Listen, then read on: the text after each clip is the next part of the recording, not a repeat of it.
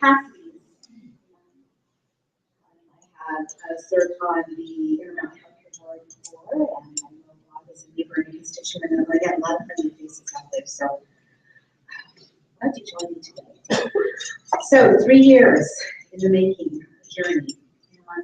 Initially, I was trying to decide if I wanted to go down this road again, because I've been down this road for the last 2 years. But when I thought of the talk and I was thinking about the opportunities that we missed moving forward related to Medicaid expansion and the lives that I have met in those 3 years, people that have come to speak to me, people that came and testified before our various committees, and people who are no longer with us, I felt that I needed to continue to move forward to speak on their behalf and speak on behalf of the 50 to 70,000 folks that are uncovered in our community who can so benefit from this opportunity that has availed itself to us. So those of you who know me know that as a policymaker, I understand the importance of being deliberative. The people who have worked with me on various bills know that sometimes I am deliberative to a fault. Sometimes I overthink things. But in this case, when you're looking at bringing hundreds of millions of dollars to our state, that is money that is ours already that we have paid as part of our federal taxes to help benefit those uninsured in this coverage gap, I'm hoping that I can make a compelling argument moving forward in my comments here that it's time to move now. So I'm going to take you on this 3-year journey. And I wanted to start by talking about the fact that we've actually been dealing with these societal costs and taking care of uninsured Utahns many years before the Affordable Care Act was even before us. And Utah was taking the lead in that regard. We were following what was happening in Massachusetts with Governor Romney and how he was moving forward a state solution to assist people and to help people pay their fair share as individuals to make sure that everyone was insured. And at that time, former Governor John Huntsman and former Speaker of the House, David Clark, were very engaged in trying to find a state solution to deal with issues such as overutilization and underutilization of medical care. And we even started our own insurance exchange. This is back in 2009, 2008, Avenue H. This Avenue H was something that would allow small businesses or businesses to pool together their resources and access insurance plans for their employees. I do need to note something that I kind of want you to put a pin on to the side is that for the first couple of years that Avenue H was in existence, it struggled to garner a critical mass of subscribers to make the plan offerings palatable and affordable to employers and their members. So again, let's set that aside for a while. So in 2008, the first year that I was in office, we established the Legislative Health Reform Task Force. And its job was to review and make recommendations on the state's development and implementation of a strategic plan for healthcare reform. We were leaders. We were ahead of the game. We were thinking forward. In 2009 and 2010, our task force focused solely on overseeing the implementation and making corrective changes to reform that had already been in place for the past few years. However, in 2011, and this was the year that we saw the ACA take hold of Congress and it moved forward. It was the year that I was appointed to the task force. And we were looking at how we could constrain the growth of healthcare spending. Now, many of us, my husband and I, are small business owners. We know these challenges. These challenges have been in front of us for many, many years. The challenges of having to meet a payroll and pay for increased insurance premiums, or watching healthcare costs go up.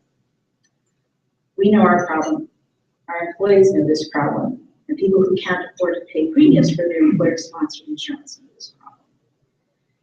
So 2011, we have the ACA in front of us. It has been passed by Congress. And we as a state began evaluating how we would respond to requirements of implementing pieces of the ACA that were requirements for the state. And also we were looking at how we could influence ACA rulemaking. That's what we were doing in 2011. So in 2012, the third year of the Healthcare Reform Task Force existence, I really started to see the tension between our state's attempt to continue to form our own plan of action and what was being required by the feds through the Affordable Care Act. Some of the things that we were looking at included whether or not to develop a state-based individual exchange. Now remember, one of the things I asked us to put a pin on was looking at Avenue Avenue H was primarily there for businesses to purchase insurance for their employees, an option for them. The Affordable Care Act was going to require individuals to purchase within a marketplace insurance. And we had an opportunity. Here we've had Avenue H there for what, 2 years, to situate it as a marketplace within our state run, that we could have allowed our individual Utahns to purchase healthcare insurance. But we decided not to do that. Now, there are reasons that have been articulated by those on the other side of the aisle, from the side that I sit on, but I often wonder if it wasn't in large part driven politically, because we had an opportunity. Avenue H was in place. It was a great chance for us to take the lead, to show and replicate what had been happening in Massachusetts under Governor Romney's ideas, and to move those forward. Utah will be open to let individuals of Utah use the federal marketplace. And as many of us know, as we moved into 2013, 2014, that became somewhat challenging because it's hard to wrap up something national. So look at the opportunity that we may have missed establishing our own state exchange.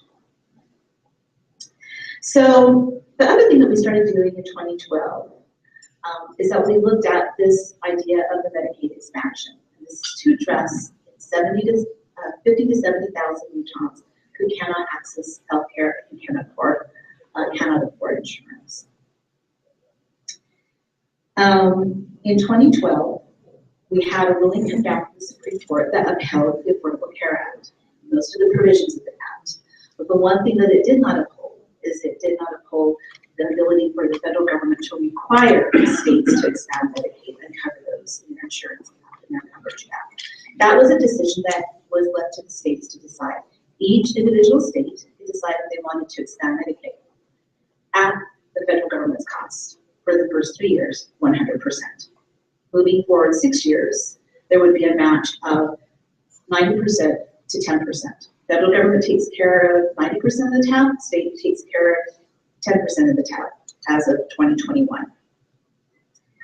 And so there were a number of us that were really excited about this. It's like, okay, we're going to move forward. We've got the ACA under our belts. We're going to talk to our agencies about what they need. Those of us that are legislators are going to help formulate the administrative support that they need, the financing that they need from the state side to get this thing rolling forward. But the brakes were put on our efforts once again, and most notably, and very challengingly, a lot of what we were hearing in our committee was, we need to wait for the presidential election of 2012. And that was said very clearly. So we all know what happened there, and Obamacare did not go away. In 2013, so we're looking 2 years ago, I tried to shepherd an unsuccessful attempt to pass an expansion bill during our year's general session. And I knew even then, in 2013, that the sticking point for us is going to be this 10% that the state would have to pony up 6 years out. It's real. It's something we're going to have to pay for. And so one of the things that I had proposed is we have been reaping savings by overestimating how many people would be enrolled in Medicaid.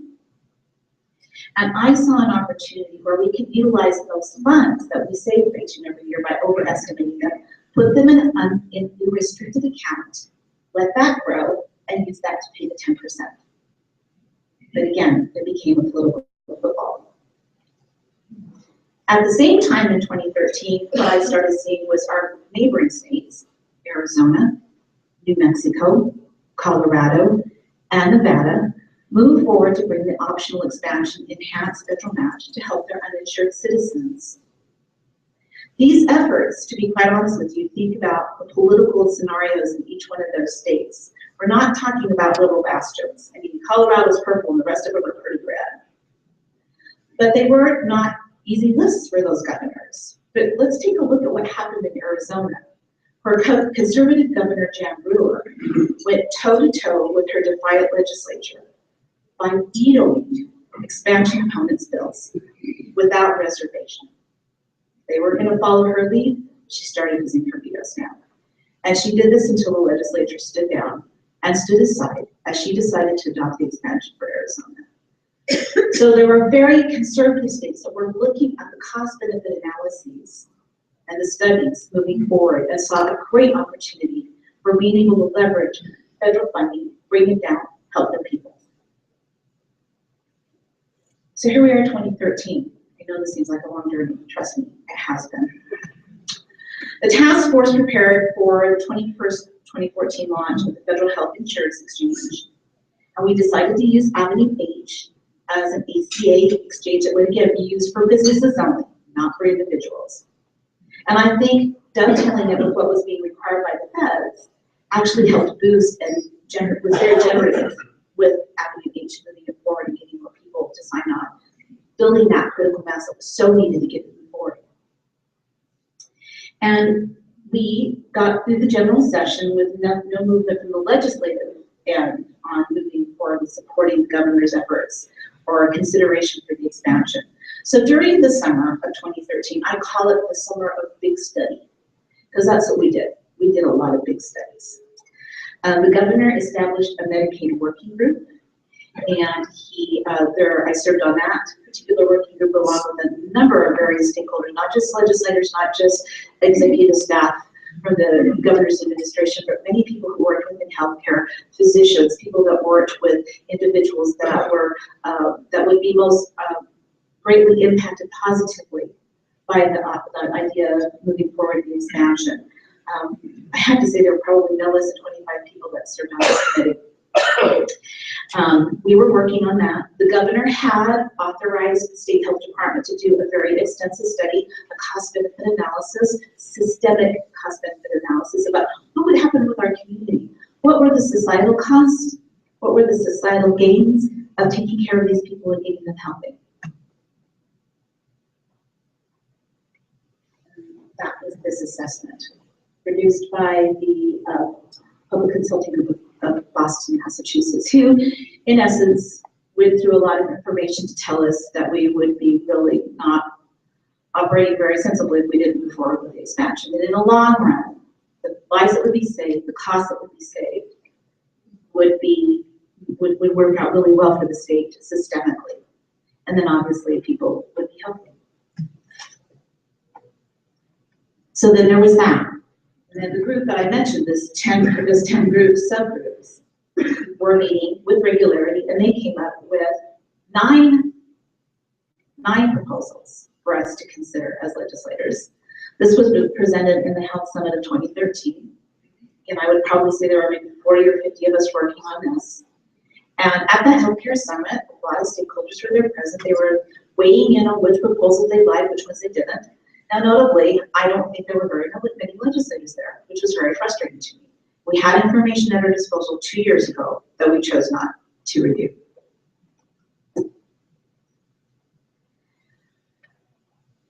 As part of that, I got to meet a really great individual by the name of Dr. Sven Wilson. And I don't know, can I see a show of hands of people who have heard of Dr. Wilson's analyses of the expansion in healthy adults? Okay, I just want to make sure that I'm sharing new information. So Dr. Sven Wilson is a BYU economics professor, so he was specifically looking at this in terms of what the benefit to the state would be financially, the fiscal benefit of it. And he is a Republican. In prefacing his comments to both the Health Reform Task Force and the Governor's Working Group, he said, "I am a believer in small government, but we have paid for this already. The money is there. It is ours." And he quite simply stated, quote, "It would be stupid not to take this money." And I was hoping, 2013, we're moving forward. By 2014, we got to get this thing wrapped up because the Medicaid expansion opportunity of drawing down 100% of funding by the federal government begins January of 2014. We've got the studies. We've got this great economics professor with wonderful acumen who can help us navigate, who can help us understand this. I saw him as a voice of objective analysis and reasoning. So let's start talking about some of the faces that I've seen. 2013, we're in the middle of the year of the big study. And we as legislators and as people trying to make this decision met Emily. She was one of the thousands of Utahns who were laid off during the Great Recession just after she had been diagnosed with cancer in 2009. Post-surgery and unable to afford her COBRA payment, she had to take a chance and not undergo medically advised radiation chemotherapy treatments. Now, realistically, while she probably wouldn't have benefited by the expansion, because again, it was going to start in 2014 and this was the summer 2013, she appealed to my colleagues and me to not put others in the same predicament moving forward. When we met her, Emily would struggle to come up to the hill, walk into the committee rooms, tethered to an oxygen tank. She was on hospice and physically challenged to even make it to those committees to testify. And she died last year, 2014. But back to the big study summer of 2013. The governor presented these plans, and we thought we were going to move forward. At that time, at the end of 2013, my legislative colleagues decided, okay, we're moving in a positive direction, we're doing great study, let's establish guiding principles that we would like to utilize moving forward, making sure that there is not exorbitant cost to the taxpayer, that there is a good ROI, all of these different things that we help people. And we did that. Oh, the other thing that they wanted to make sure is there would be an opportunity, if we chose to move forward with the Medicaid expansion, to withdraw at any time. Please note, that has always been on the table for the feds. We can walk away from this at any time. We were also looking at ways of utilizing the expansion to benefit people who suffer from behavioral health and mental health issues. And this is where the intersection between some challenges that we've been dealing with, notably downtown here with the homeless population, as well as people that are in our criminal justice system face. And there are numbers, there's a whole other direction I could take you in terms of understanding how it would benefit our criminal justice system and our homeless population if we would just move forward with the expansion, utilizing funding that you and I have already put to the side for the federal government. So we have the guiding principles. We moved forward into general session in 2014. And I'll have to say that nothing in that session of note happened at the legislative level. However, the governor was moving forward with his proposal for the Healthy Utah Plan.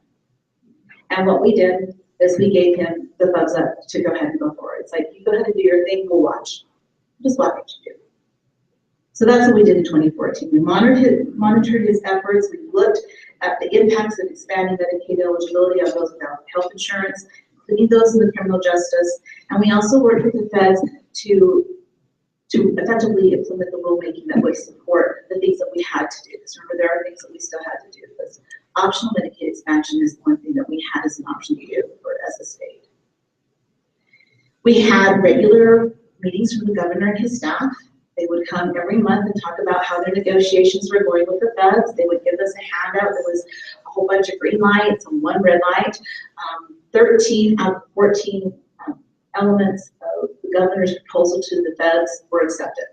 Now, I don't know about you, but as a small business owner, if I was negotiating with somebody and they came to me with a plan that said, okay, we're cool with 13 out of the 14 things you've got here in front of us, we'll work with you, we'll make it happen.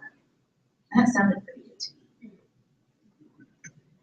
So, end of 2014, we've got this plan. They were moving towards a memorandum of agreement with the federal government. And we were already, because this was 2014, and since 2014, we could have been drawing millions of dollars into the state to help these folks. So those of us who are watching millions of dollars literally go down the drain each and every month, walked into the last two meetings last December, with high hopes. Equipped with our guiding principles from last year that the governor had followed, remember I mentioned that, and with which his team largely complied. Unfortunately, second to the last meeting, we were presented with actuarial projections from the Milliman Group, who showed that our anticipated enrollment for Medicaid expansion of people that would qualify was higher than we had originally anticipated. Now, notably, and this is something that a lot of people who have concerns about the expansion will say, if you look at what's happening in other states, initially, that happens. You open up your program, you've got people who haven't had a regular physical, and heaven knows how long, Dr. Leckman probably runs into people like this, where they haven't had the preventative care, they finally have that opportunity to be insured. You start to see them showing up at the door, you start seeing them in clinics. You start seeing them at the emergency rooms, but instead of showing up at the emergency rooms without insurance, guess what? They got insurance. That's what's happened in the other states that have expanded. So looking at initial projections of how many people would benefit by the expansion who would step forward, yes, it's going to be high initially. But you're already seeing in states like Arkansas and Kentucky and Washington State, that it is starting to even out, even 18 months to 2 years moving into this proposal as it's been implemented in other states. What was the sticking point amount? $70 million. Now, remember, that's 10%. So we are getting 10 years out from the federal government, $649 million. This year, we would have received, going into fiscal year 16, if we had the expansion rolling, we'd receive $366 million from the federal government, again, our tax dollars, and we wouldn't be spending anything. Next year is the last year we can take advantage of that 100% gap. The proposal that was presented before us by many of my colleagues was one that's called Utah Cares, and it utilizes something that's called the Primary Care Network. And if you talk to any physician that has patients that utilize PCN, they will say it is very bare bones. It is primary care and primary care only. And so this is at the time where I met Carol Frisbee. Some of you may have heard of Carol's story. Her story was recently published in the Salt Lake Tribune. And if you have an opportunity to see a movie that has been produced by local University of Utah medical students, it's called The Donut Gap. These students have put together scenarios and stories and have followed us over the last 2 or 3 years. And it's a phenomenal, phenomenal documentary. I encourage you to see it. But we met Carol Frisbee. Carol did have coverage under the primary care network, but was unable to afford a colonoscopy that would have caught colon cancer that ended up taking her life this year. She died during the interim session. She ended up instead utilizing costly care that would have been avoided if she, like Emily, had expanded coverage. And quite honestly, I don't know how much of a difference this would have made if she had gotten that care back at the beginning of 2014. But what I'm inviting people to do as we consider the pros and cons of this is think about the future Emilys, the future Carols, the people we don't even know who can benefit from getting preventative care and get their prognosis taken care of sooner rather than later. Other things that I would present for your consideration are a variety of reports that have been published by the Kaiser Family Foundation, and also Dr. Wilson's continued work. And he has just been stalwart on this, trying to explain the fiscal argument of why this would make sense for Utah, even in the long run. The Milliman numbers that we looked at last year just looked at the hard costs. We weren't looking at the societal long-term benefits, the avoidance of cost. And that's one thing we always have to keep in mind. He works for an analysis firm called Chavez-Houck. So if you have an opportunity to take a look at these reports, I highly invite you to do so. So the political piece of this is that we're trying to avoid spending taxpayers' dollars. And I understand the frustration people have with what might be happening in Congress and what might be happening at the federal level. But I will also argue that I don't think that if we decide not to take our money, that that's going to fix things. And in the meantime, people's lives are lost. Please also know that most of the people that would be within this coverage gap who could be covered, 60% of them are already working. They just can't afford the insurance that's offered by their employer, or they're not offered those opportunities. And on average, Utahns only stay on Medicaid for 18 months. So those are just a couple of pieces of information that I like to leave with people when we talk about this issue of the people who can be covered. But they are also people like Emily and Carol. An estimated 200 average Utahns who die each year because they don't have coverage. So this is very real. I'm thinking about what our speaker talked about, speaking positively, and that was, as he was speaking, I thought, oh, I'm such a Debbie Downer. And I do want to end this on a hopeful note. That the reality is we have spent 3 years trying to understand how to move forward on the way that Dr. Wilson has often articulated, deciding whether or not we're going to take our tax refund. Now, how many of us, if offered our tax refund from the IRS, would say, you know what, I don't like the federal government, the way you're spending money, please keep it.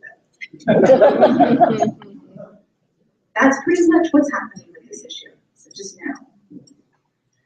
And also understand that this rhetorical frame that posits that certain people aren't deserving of our care and societal help versus others is also very frustrating to me. We could have been drawn down, we can draw it down upwards of $1 billion over the 6-year time frame. That's our federal dollars. We're struggling over 10% on this of our state match. At the same time that we just spent or decided to spend $1 billion to go to prison. So understand my frustration and sometimes my moving into feeling jaded.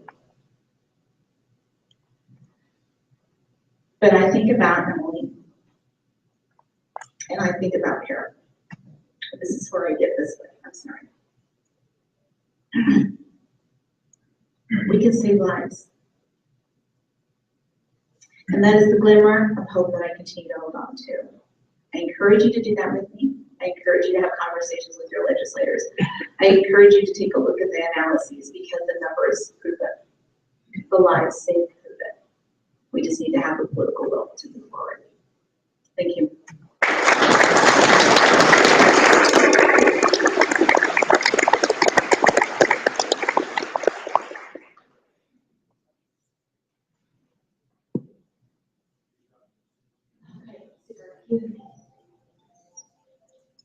Thank you, first of all, for your service in the legislature. You have a lot more encouragement.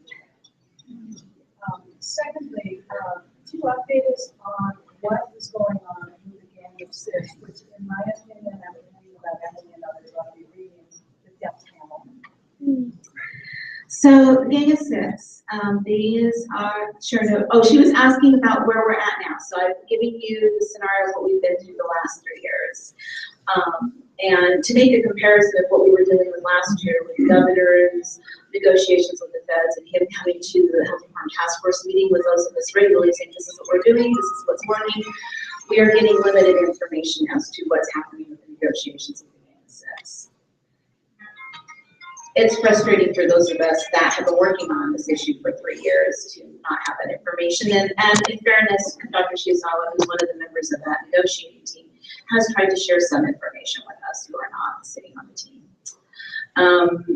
For those of you that may not know what we, not moving anywhere with getting stuck in negotiations with the Governor's Healthy Utah Plan, which was supported by the Senate, and our Utah Cares Plan, which is this primary care network that I talked to you all about.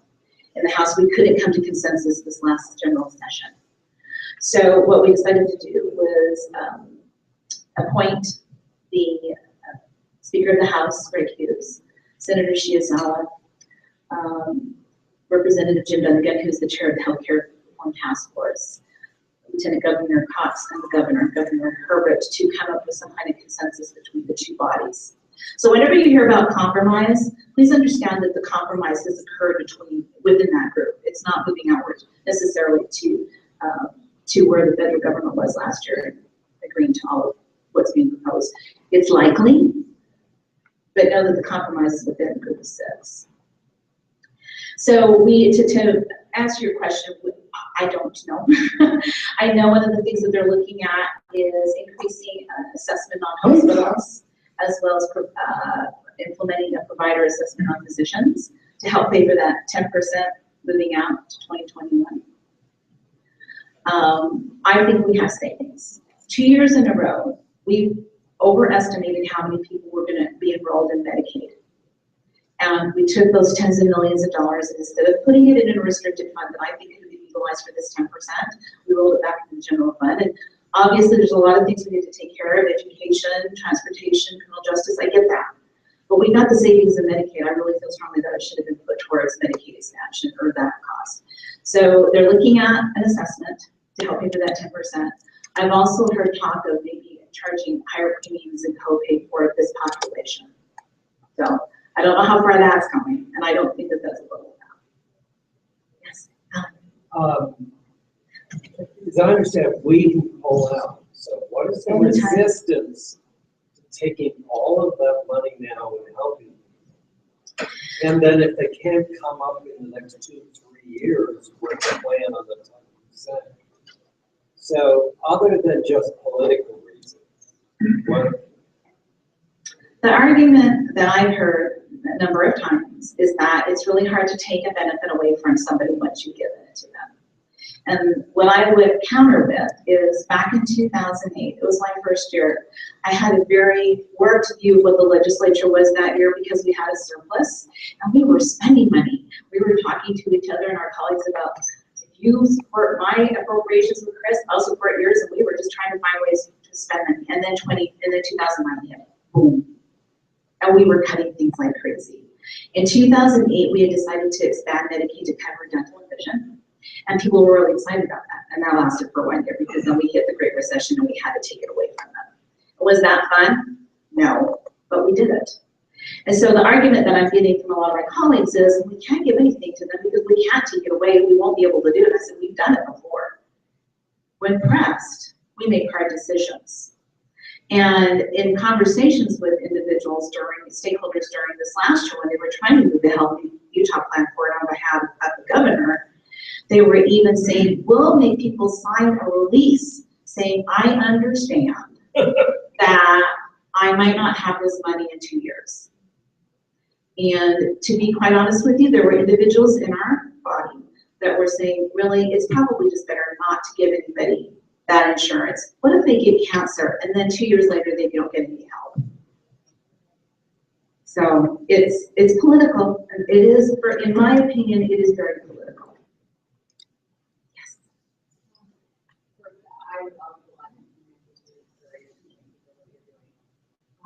Recently, I was still recruiting at Utah State, and so one of the things that we've been negotiating salaries and pensions match health. But I don't know, send it over. He sent it to me, and I thought I had a pretty good package. Family package, that it extended his retirement, all kinds of things. Our state officials enjoy that health care. Oh, well, it depends on the grade that they're at. We do have generous packages, and as the legislator, I utilize that insurance. In fact, there have been a number of times that some of us have talked about, kind of throwing something out there that says we're going to take away our insurance coverage until we take care of the Medicaid expansion population. But it is generous. It's not a Cadillac plan, but it is what we would call a bronze plan. There's in the Affordable Care Act, there's a bronze, silver, and gold level of types of plans you can offer. And we've tried to do somewhere around the silver. But without cost sharing, the employee pays very good. With legislators, we do share, and I don't know how it is, but depending on pay grade, I think is the way it looks. I would have to say.